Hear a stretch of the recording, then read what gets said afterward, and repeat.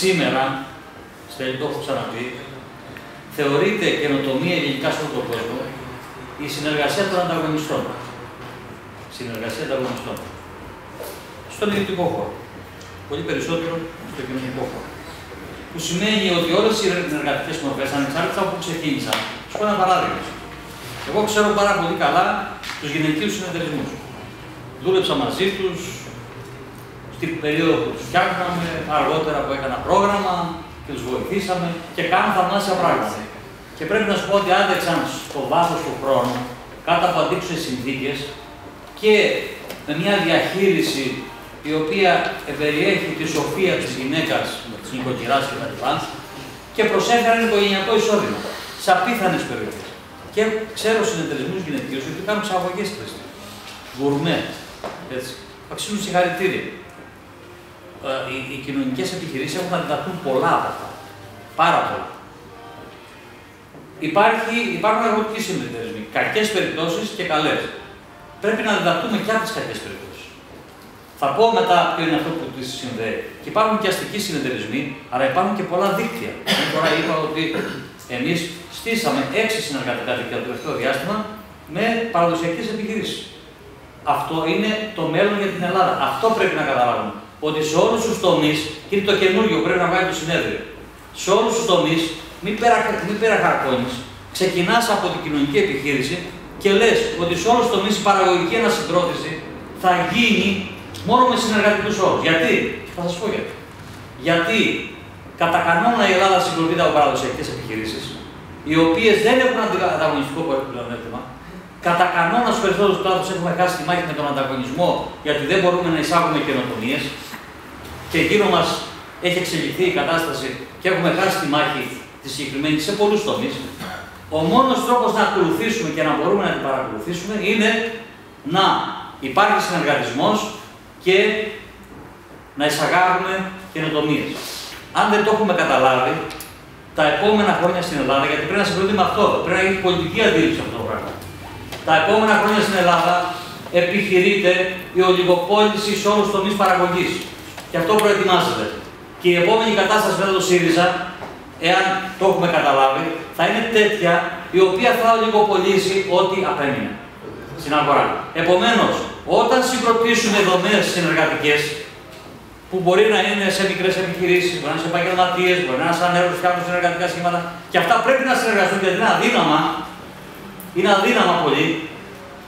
Πρέπει να υπάρχουν δομές στις οποίες θα έχουμε κοινωνική συνοχή, θα διατηρήσουμε τη δυνατότητα της αυτονόμησης και της παρουσίας των Ελλήνων επιχειρηματιών και εργαζομένων κτλ. Κάτω από σχήματα τα οποία θα μπορούν να δώσουν και εξαίσια παραδείγματα παραγωγής προϊόντων, υπηρεσιών κτλ. Που θα διαφοροποιούνται από αυτό το προϊόν το οποίο τα τελευταία πολλά χρόνια ζήσαμε του καταναλωτισμού και το οποίο έχει φέρει σαν διέξοδο όλες τις υπόλοιπες χώρες. Υπάρχει ανάγκη στην ελληνική κοινωνία και την οικονομία να παρασχεθούν, γιατί δεν δίδονται σήμερα, γιατί πέρα από την κρίση την οικονομική, γυράζει και ο πληθυσμός.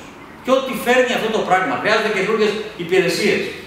Και γιατί αποχωρεί το κράτος και γιατί αποχωρεί σχεδόν και η τοπική αυτοδιοίκηση. Και πρέπει να είναι μια άμυνα της κοινωνίας με ποιοτικά χαρακτηριστικά. Επομένως, πρέπει να πούμε ποιος θα είναι αυτός ο νέος συνεταιρισμός, θα είναι κοινωνικά ελεγχόμενος. Θα έχει κοινωνική λογιστική και μια σειρά από άλλους μηχανισμούς. Και ήδη σας πληροφορώ ότι σε ευρωπαϊκό επίπεδο ετοιμάζεται πρότυπο στα πλαίσια του ISO που θα έχει από την απλή συνεργασία μέχρι το συνεταιρισμό τι διαδικασίες πρέπει να ακολουθούνται. Σε ένα εξάμηνο περίπου θα κοινοποιηθεί. Επιδιώκω να το πάρω γιατί θα μπορούσε κανείς να το συζητήσει. Γιατί θα μπορούσε να προτρέξει και να βγάλει, συμμετέχοντας στο διάλογο, να δώσει ένα πρότυπο για το πώς βλέπουμε τον νέο συνεταιρισμό και με όρους επάρκειας, διαχειριστικής και κοινωνικής απόδοσης. Διαχειριστικής επάρκειας και επάρκειας στο επίπεδο το κοινωνικό. Γιατί αυτό είναι καινούριο. Και επίσης ότι δεν επιχειρούμε οπουδήποτε, αλλά θέλουμε να ενσωματώσουμε καινοτομίες και κυρίως και ένα άλλο πράγμα, ότι κάνουμε συνεργασίες. Όταν στον ιδιωτικό χώρο μιλούν οι μεγάλοι επιχειρήσεις πολυεθνικοί συνεργάζονται με οποιαδήποτε μικρή και μεσαίνα και με την κοινωνικό με οποιονδήποτε, είναι ανοιχτή. Αυτή είναι ανοιχτή καινοτομία σήμερα. Αυτό είναι η καινοτομία, αλλά κυρίως η ανοιχτή, ότι συνεργάζονται οι πάντες όταν έχουν αμοιβαίο όφελος. Γιατί κάλλιστα μπορεί να συνεργαστεί πάνω σε ένα άλλο κομμάτι που επίσης πρέπει να μας απασχολήσει. Είναι εταιρική κοινωνική ευθύνη.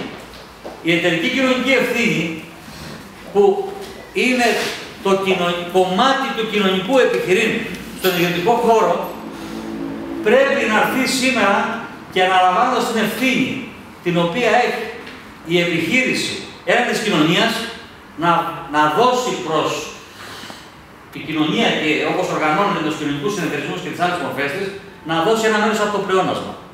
Για να ξαναεπιστρέψει ως δράση η κοινωνία, ποιοτικές, και αυτό είναι καινούριο. Και αυτό πρέπει να γίνει με τοπική αυτοδιοίκηση. Με σύμμαχο τοπική αυτοδιοίκηση. Γιατί γύρω από την τοπική αυτοδιοίκηση εμφανίζονται τα φαινόμενα αυτά, θα επιληθούν με κοινωνικούς συνεταιρισμούς, πιστεύω εγώ, και με τη συνδρομή των επιχειρήσεων και της εταιρικής κοινωνικής ευθύνης. Άλλο ένα καινούριο ζήτημα το οποίο πρέπει να μπει και να αναπτυχθεί, γιατί δεν είναι μόνο το άλλο που ξέρουμε όλοι, κοινωνικά προγράμματα, χρηματοδοτήσεις, είναι και ο ιδιωτικός χώρος. Και πρέπει να λάβει την ευθύνη. Δεν μπορεί μια χώρα να κατακριμνίζεται και το μόνο που να σκεφτόμαστε είναι να σκέφτονται κάποιοι ένα κομμάτι της οικονομίας και της κοινωνίας, το μόνο όταν έχει κέρδη και μετά αποχωρούμε και φεύγουν και δεν αναλαμβάνουν καμία ευθύνη. Οι επιχειρήσεις έχουν ευθύνη. Και αυτοί την αναγνωρίζουν μέσα από τη συμμετοχή στην επίλυση των προβλημάτων δια των κοινωνικών συνεταιρισμών. Και εγώ και στη συνέντευξη που έχω δώσει τομείς στους οποίους πρέπει να ενεργοποιηθεί η εταιρική κοινωνική ευθύνη.